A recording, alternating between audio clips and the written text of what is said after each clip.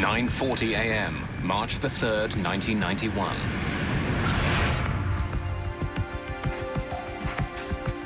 After a short 17-minute trip from Denver, United Airlines Flight 585 is on final approach into Colorado Springs. It looks like a perfect day for flying, but there's trouble in the air.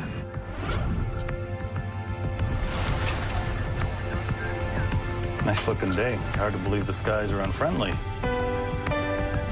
There's been heavy turbulence during the flight, and violent gusts of wind are forecast over Colorado Springs.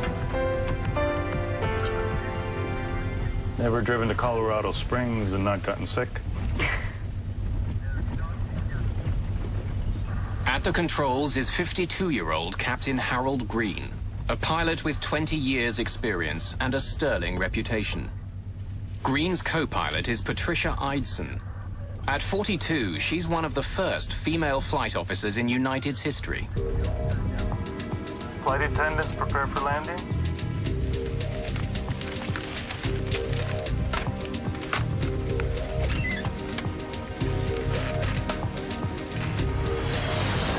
At Colorado Springs Municipal Airport, Air Traffic Controller James Rayfield is ready to bring Flight 585 in. United 585, report the airport in sight. Got it? Yep. Airport in sight, United 585. Lower landing gear. United 585 is cleared for a visual approach to runway 35. Weather conditions, wind 320 degrees at 16, gusting at 29. As its speed decreases, Flight 585 becomes more vulnerable to the turbulence. Eidson wants to know what other planes have experienced on landing. Any reports lately of any loss or gain of airspeed? Yes, ma'am. 500 feet, a 50-knot loss. At 400 feet, a 50-knot gain. And at 150 feet, a gain of 20 knots. Sounds adventurous, thank you. Starting on down.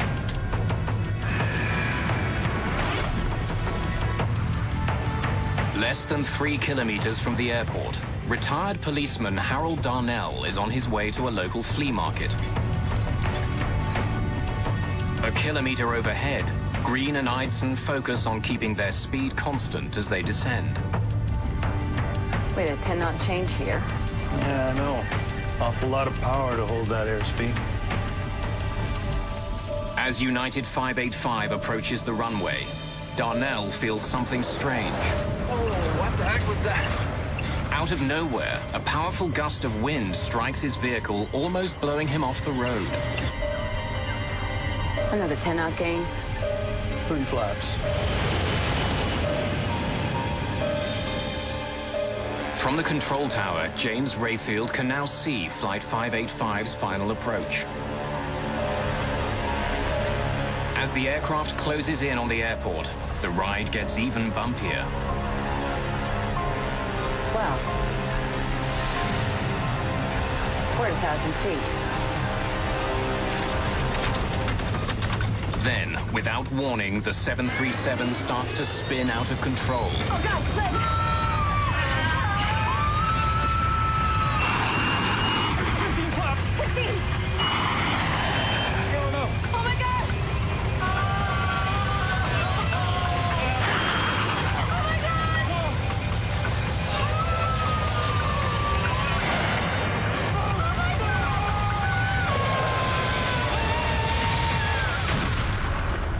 Oh, my Lord.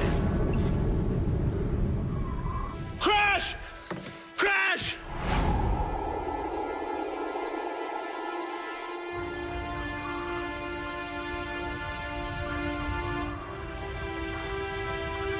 Rescue workers arrive within minutes, but there's almost no sign of the 737.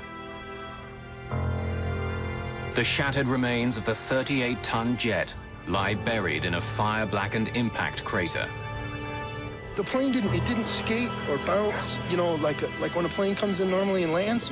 It just nosed right in, and where it hits, where it stayed. And I came down here, and this is when I saw all of the... It was horrible. There are no survivors. All 20 passengers and 5 crew members are killed instantly by the high-speed impact and exploding jet fuel. In 10 violent seconds, Colorado Springs has become the site of one of the most mysterious air crashes in aviation history. Engine turbines, hydraulic pressure gauges, the cockpit voice recorder, and in-flight data recorder are all carefully extracted from the site, photographed, and sent to the lab for analysis.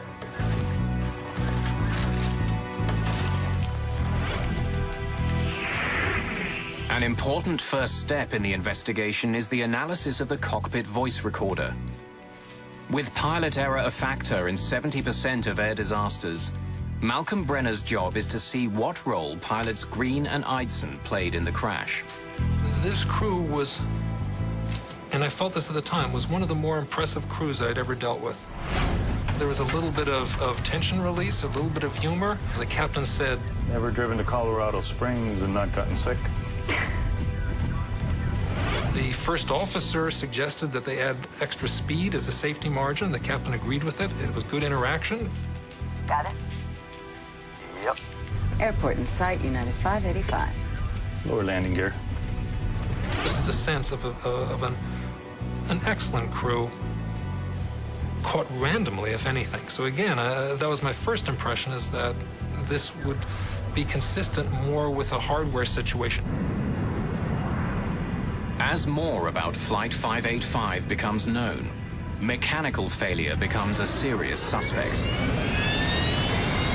Just seconds before it crashed, the plane rolled onto its back and spun wildly out of control.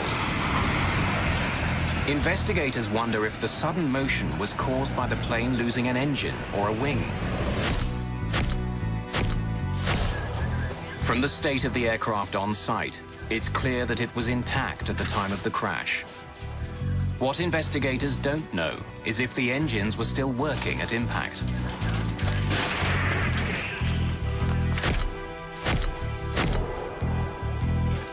Technicians examined the engine turbines. They discovered dirt has been drawn deeply into every crevice. These blades were clearly spinning and sucking in air at the time of impact. The engines may have been running, but technicians aren't sure how well. The plane's hydraulic pressure dials are destroyed, their glass covers broken. The indicator needles have been snapped off by the force of the impact, but even these ravaged dials tell a tale. 15 flaps!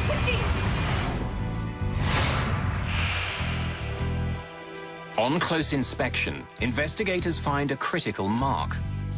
At the moment of impact, a dent was made on the faceplate by the jarred indicator needle. It proves that when United 585 crashed, its engines were running normally.